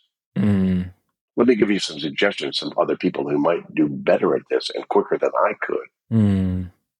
So you could be much more political about how you say no than just, no, I don't have time to do that. Go away. That's not exactly what you'd like if your approval sucked like I am. So it could just be, God, what a cool idea. But, I don't have the bandwidth right now to handle that in the way you'd like it handled. How else might we do this? So there are a lot of good interactive techniques, communication-wise, about how you get past the commit to everything game. Yeah, what I'm hearing is that in the GTD process, by getting clear on what's important to you, having it all out there and being able to make intentional choices, then you can give a no from a clearer place that is in integrity, that is more likely to receive a positive response than a blanket unjustified no. Yeah. If you just say yes and you don't deliver in time or on purpose, you're screwed. Because trust diminishes at an automatic price of broken agreements. Indeed. I'm circling that one. I just adore that. I'll give 2 examples of this that came through my GTD process. I was doing the thing of saying yes to everything and everyone. I got clear on what projects, I'm going to use it properly, within the city council bucket mattered to me most, where I wanted to invest my time. As a consequence of not wanting to let people down or drop other important balls, but that were just less personally important to me, I made a point to figure out who really cared about those other things. So, as an example, I had a fellow city council member named John, who was the biggest environmental advocate. I care about the environment, but it was not in my top 2 things that I wanted to work on. And so, when an email or a comment came in about the environment, I didn't say, fuck the environment, we're done here. I said, wow, yeah, I totally hear that. It's super important. John actually would be the best person to talk about. He's really passionate and tuned in on this. And I think he'd be able to help move your issue forward, like with the most intensity and focus and attention. And they loved that because they were getting to the best source. He loved that because he was being acclaimed for the thing that he cared about. And I loved it because it cleared time on my calendar. And I don't think I ever got a negative response from that. Another example, I got some negative response. I'm getting thumbs up from Dave. I love that. All right. Another example, and this will be the last one, is email. I used to be the person who, nearly encountered every car because I'd cross the street answering my emails and then walk into a meeting answering my emails, just, head down all the time, like some deformed version of a human. iPhone zombie. iPhone zombie. Yes, I was an iPhone zombie. And I decided I didn't want to be an iPhone zombie and I wanted to be with the people across from me. And so I set a rule that I was not going to check email more than twice a day. Now, to shift from iPhone zombie to a twice a day email checker without any context could be viewed as an FU from the people not getting an immediate response. Understood. So I crafted a simple automated response that said something like, hey, to offer the most attention and acuity and care for the person sitting across from me, which might be you one day, I'm only checking email twice a day. So I will get back to you within 24 hours because I do an end of day clear inbox. And if you need me immediately, you can call, right? And yes, there were some people that were upset by that, but 95% of people went, oh my God, I want to do that. Right? But I had a reason. So I so appreciate you sharing that. And I hope that people can hear that by using a system like this and getting clear, the come from with integrity, even when it's a no, can be met with real appreciation. And that's can be such a key to freedom. So thank you for that, David. Well, Skippy, you touched on something that we talked about in the book. And one of the biggest issues these days is channel creep. Yes. How many channels have you allowed into your Yes. ecosystem that have input that you need to make decisions about and decide what it is, where it goes, whatever?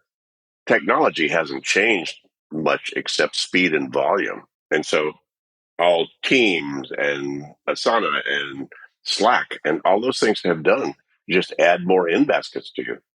So we talk about the fact that you personally, it becomes that much more challenging that you personally manage as you've demonstrated what you've managed.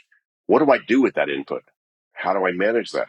We actually have a company that we worked with up in Norway that has taken all those different channels and they have produced a policy about here's how you handle SMS.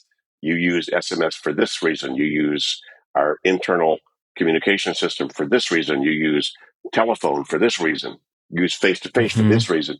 And they actually created a policy around that. It looks like a huge constraining structure, but the company is like, wow, thank you very much. It has released a lot of stress and pressure to then agree. So the problem is agreeing in your protocols about all the channels that you've got. How often are you committed to return emails or return to a response on Slack or return to a Teams That hasn't simplified the world. It's complicated it. Yeah. And to your point, you can renegotiate those agreements. You're not locked in forever. You can change and shift. And gosh, I can't remember the name, but I wish I did. There was a woman who was on the Armchair Expert podcast recently, and she was talking about her working with me letter, which is basically a how-to guide to work with her, like what communications, what to expect. Very, very precise. She managed large teams. I can't remember her name, but it sounds like you're talking about something like that at an organizational level. And I think it's important to remember we do train people how to treat us, right? Each time we have an interaction with someone, we're giving them feedback on what works and what doesn't, what we like and we don't. And it's also our responsibility to cultivate the conditions for success that we claim we want. That's part of leadership. So yeah, really great thought. Okay, let's shift to team. I'm very curious about this. So maybe just kind of give the broad overview of how the integration of this works. And one of the things I was actually curious about, because you have a co-author. What's your co-author's name on this? Ed Lamont. Ed Lamont. Presumably you have others, whether from the publishing team or members of your staff, copywriters, etc. But you have a team that's writing the book. So I'm also curious how you use GTD with that team along the way. Well, we used the planning process, the natural planning model. Ed and I, for 2 years, have used that. What's the purpose of the book? Even every chapter, what's the purpose of this chapter? And then brainstorm and then whatever. So we've used our own process to talk about it. Can you describe that for folks who've never heard of the natural planning process? Sure. We just say, look, what are we trying to do here? What's our purpose? What would wild success look like? And what are all the things we need to consider about making that wild success happen? Mm-hmm. So it's purpose, vision, brainstorm. And then out of all that stuff that you come up with, to say, okay, how do we organize these? What are the most important pieces? What are the components? What are the sequences or whatever that we might need to handle? That's the organized piece. And then you go, okay, what's the next step on any moving part here? Mm. So purpose, vision, brainstorm, organize, next action. That's how you got dressed today, Skippy. I need to be dressed. Great. What would dressed look like? And what do you need to consider in terms of getting dressed? Fabulous. Okay, so which thing do you put on first? And how do you organize that? Great. What's your next step? So that's why it's called the natural planning model, because we all naturally plan all the time. Mm-hmm. It's just that when it gets more complex, most people don't follow that model. They don't know what the purpose is of what they're doing. They have no vision of wild success. They don't brainstorm all the potential relevant stuff that needs to be considered. And they don't have a sufficient organization system that they trust. And they don't decide next actions on the moving parts. Could have fooled me, but 40 years ago, people say, "How do you plan a project?" And I go, "I don't know. I have no idea. Let me go see." And I tried and I checked, because I was already involved in the training and corporate training world. I said, "Do you have any good project planning seminars or models or whatever?" They said, "No, we don't." How old were you when the first version of GTD came out? 2001. I was born in 1945, so I don't know. Do the math. Yeah, so you were I was 56. 51 or 52 or whatever. Yeah. Got it. And how long had you been teaching the complete model as a consultant prior to that? Complete model. I don't know. We still are completing the model. I still have Fair spin enough. that keeps adding to this. But for the most part, the basics of this, I've been doing for 20 years anyway before I wrote the book. Skippy, I didn't know what I'd figured out. It took me that long to figure out that what I'd figured out was unique and nobody else had done it, and that it was unique and that it was bulletproof. I went, wow. And so I had some good advice. People said, "David, you should write the manual, write the book." Well, okay. So I had no expectation. I was excited to think it might be useful for a lot of people out there, but I had no expectation. I just needed to get it out of my head and to write it down and to get it out. It took 4 years once I pulled the trigger on writing the book, from 97 to 2001. And I had no idea how much uptake there would be. So it kind of surprised me. 3 million copies, 30 languages out there. It's like, wow, who'd have thought? Okay, back to team. So tell us about how this works. Well, team is just the application of the basic GTD principles to a team context. So if I walk in and say, well, what's got the team's attention? Called capture. Because if the team has attention on something, that means it's not on cruise control yet. There's nothing bad about that. It just means that's just data, that there's things you still need to decide about it. So the capture process is critical for a team. And then what are you going to do about it? What you got your attention as a team? Something to move on, something to do? Is this reference? What is this? So it's a clarify process. And if you decide there's something to do, who's doing it and where do we park that reminder in some way? We need to organize that data in some way, whether that's a Kanban board or whether that's Asana or whether that's some digital tool or whatever, where you park. Okay, here's what we need to do about that. Let's say I'm a city manager at a mid-sized city, just so that there's like some relatability to people in the larger and smaller side of this. And, I've got, call it 350 employees. I've got 25 different departments.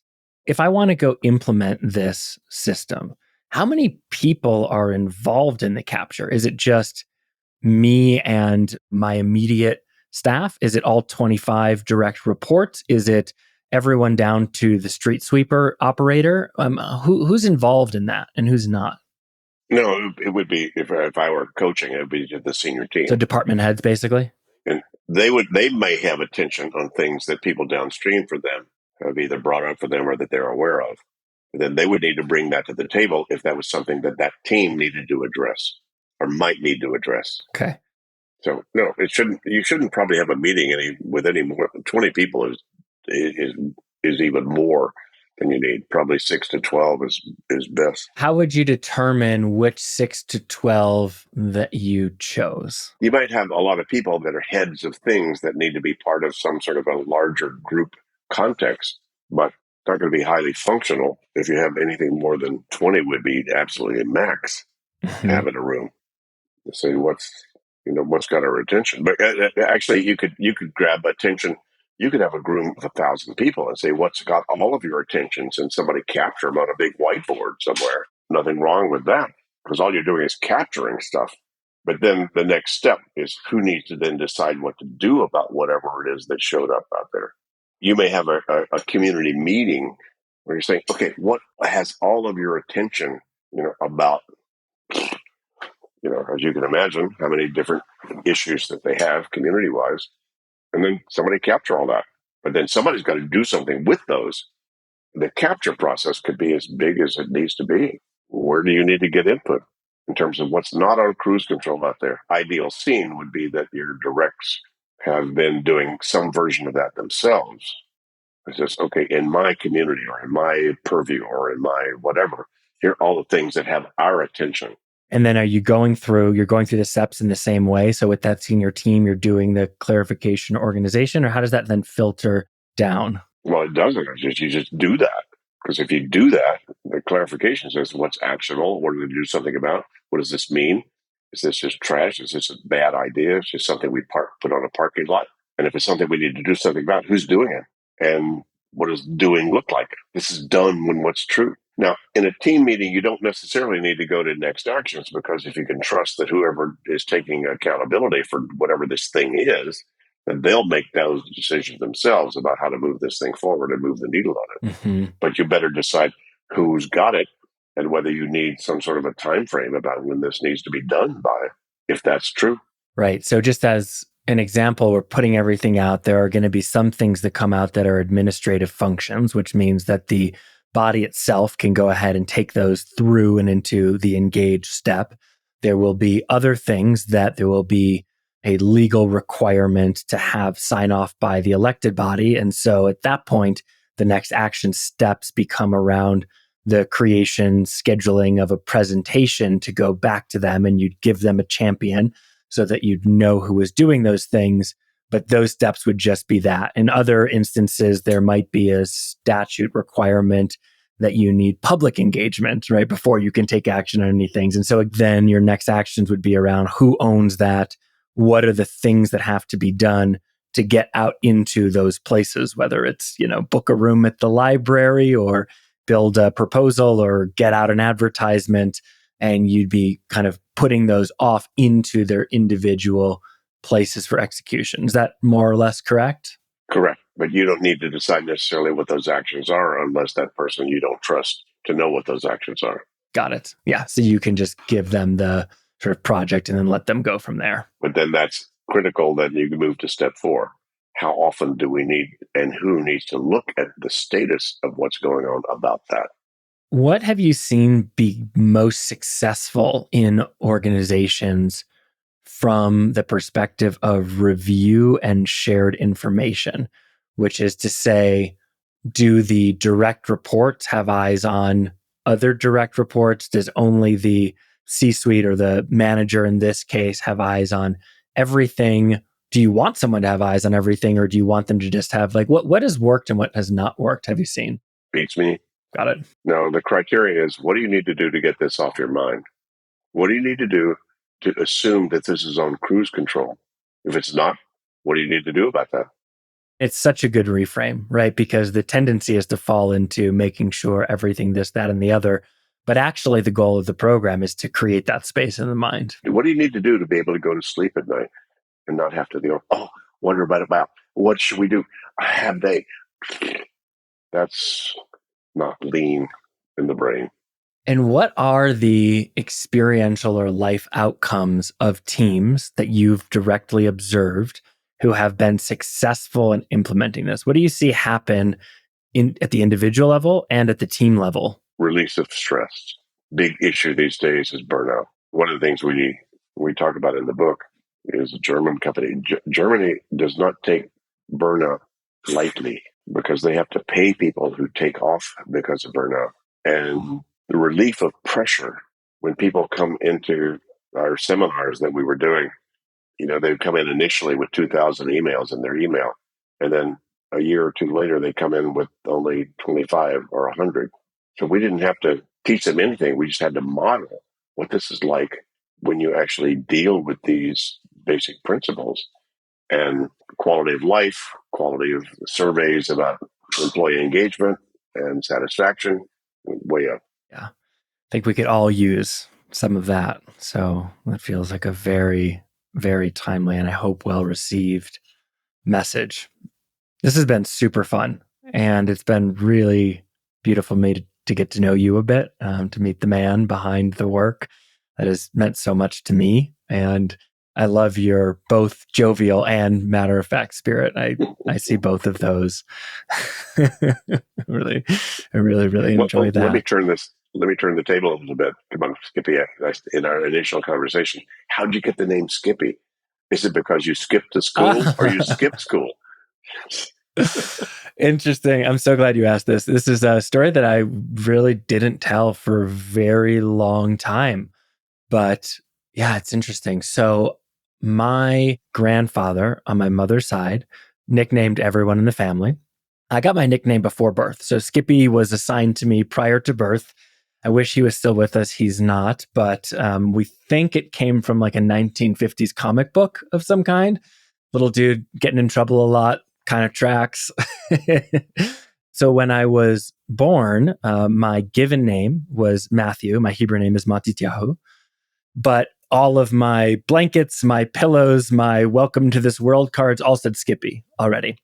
And it was the name that I knew that I grew up with. There was only one person in the world who called me by my given name, and that was my dad's mom, which I never liked because it just never, I didn't really know who that person was. It just didn't fit, but it was my grandma. And so she did that, and I'd ask her, and when she didn't, it's okay, right? But then when my father got remarried later in life, my stepmother and I did not have a good relationship. I wasn't treated well by her. And, she'd been through her own journey. So I have no blame for her. I understand looking back where that came from, but she took to calling me by my given name, seeming to me as a way of kind of needling at me. And it sure worked. And I really grew to resent it and really dislike it as a result of that. And so when I was 15 and getting ready to get my driver's license, I had the realization of, oh shit, they're going to put this name that I could walk down the street, you could yell Matthew and I would not turn my head. I wouldn't even think on my driver's license. And that just doesn't feel right. So I went to, the local courthouse and got my name legally changed. And so every ID government thing I've ever had has always been Skippy. And so thank you for letting me share that publicly. Story. I appreciate that. Good. Yeah, it's a good one. It seems to fit. It's one of those names that could have gone really wrong or right, and it just seems to have found its audience. So Yay. yeah, thank you for asking that. Yeah. Yay, Clear. definitely yay. Is there anything else that we haven't touched on that you would like to share, talk about, offer at all? Well, one of the basic things of my methodology and that I've come up with is your head's for having ideas, not for holding them. So stop using your head as your office. It's a crappy office. It did not evolve to remember, remind, or prioritize or manage more than about 4 things. That's it. As soon as you give it more than that, you won't take a test as well. You won't be as present when you're trying to engage with a customer, client, or your kids. So stop. But that's a big change of behavior because you weren't born doing this. You didn't hop out of your mom and go, gee, mom, what are we trying to accomplish? What's the next step? Is that yours or mine? These are learned behaviors. Like you weren't born knowing how to cook spaghetti or to raise kids or to speak Dutch. Trust me. These are all these are all things you actually have to get. Here's the model. Here's what I need to do so I can do this better. And so GTD is nothing but a way to do that, about how to be clear about your life. Yeah. And I know that overwhelm is the number one thing I hear from public servants. Burnout is the number one downstream system, and they are avoidable. And a little bit of upstream effort can yield a lifetime of downstream results. And so I hope people take that fully. Well said. Yeah. Thank you. Well lived, actually. How can people find you, look you up, follow you, buy existing books, soon to come books? I'll just go to gettingthingsdone.com. And if you like video snippets, if you want to snack on video stuff, go to gettingthingsdone.com/YouTube. And you'll see a lot of 2-minute things I've done, my 3 TEDx's. You have a lot of access to sort of hearing different spins on all of this that have come out of me over the last few years. So that'd be a way to connect. Yeah, it's an amazing library. Yeah, and we will, in the Leader's Handbook newsletter that pairs with this, we'll give people a direct how-to on some GTD stuff, and we'll make sure to link to that whole library because you've put in a ton of work there, and it's a really beautiful way to get people in. So we will do that. Final question of the day. Same question goes to every guest. You may have already answered it, so you can say second if you like, but our audience are not passive observers. These are the humans in the arena doing the hard work to make change on our behalf. And if you could leave them with just one thought, one quote, one practice, one anything that would best resource them to be a vector for healing our politics personally, what would that be? Relax. Give yourself some reflection time, at least once a week, if not nightly.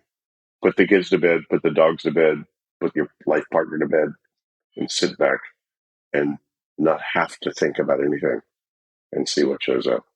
Yes, I couldn't agree more, David. Thank you for that. And I'm going to take us out on, and if you're driving, don't follow along, but if you're at home, let's join David and I for 3 relaxing breaths together. Closing the eyes, sitting back in the chair, 3 rounds of breath in the nose, holding at the top and out the mouth. In the nose, hold, and out the mouth. And in the nose, hold, and out the mouth. And in the nose, hold, and out the mouth. Opening the eyes, thanking David, and it is that easy. Yay. Have a beautiful day, everybody. Yay. Thank you so much for joining us today. If you want to put what you've heard here today into practice, sign up for our newsletter, The Leader's Handbook, where each month you'll receive just one email with a curated selection of the most useful tools and practices discussed on this podcast today and over the course of the last month. delivered in simple how-to worksheets, videos, and audio guides, so you and your teams can try and test these out in your own life and see what best serves you. And lastly, if you want to be a vector for healing our politics, if you want to do your part, take out your phone right now and share this podcast with 5 colleagues you care about. Send a simple text, drop a line, and leave the ball in their court. Because the truth is, the more those around you do their work, the better it will show up in your life, in your community, and in your world. Have a beautiful day.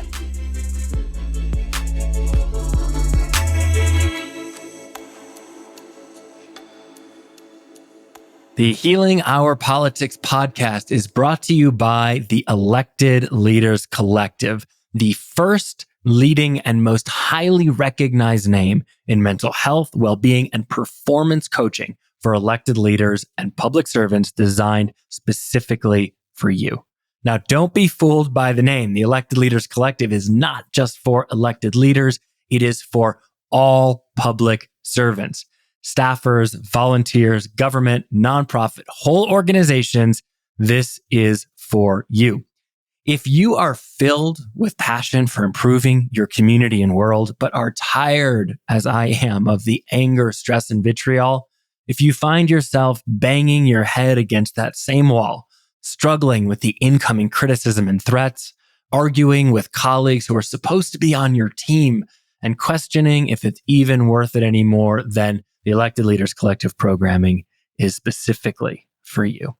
With the Elected Leaders Collective, you will learn to become a hashtag political healer, building the authentic, unshakable confidence and courage to stay true to yourself through the anger and pressure, while cultivating the open, empathetic mind to meet others with the curiosity, compassion, and kindness necessary to respond to threats, improve challenging relationships, de-escalate conflict, and bring people in your community together to solve real problems and get shit done. You'll reduce stress, anxiety, and overwhelm and become a more effective leader while having time for your family, yourself, your health, and your wealth, sleeping well at night, and showing others they can too. Now that's leadership. Healing Our Politics listeners receive 10% off all Elected Leaders Collective services using the code hashtag political healer. Use it today and become one of the brave political leaders healing our politics. Use code hashtag political healer by going to www.electedleaderscollective.com and starting today. That's www.electedleaderscollective.com and starting today.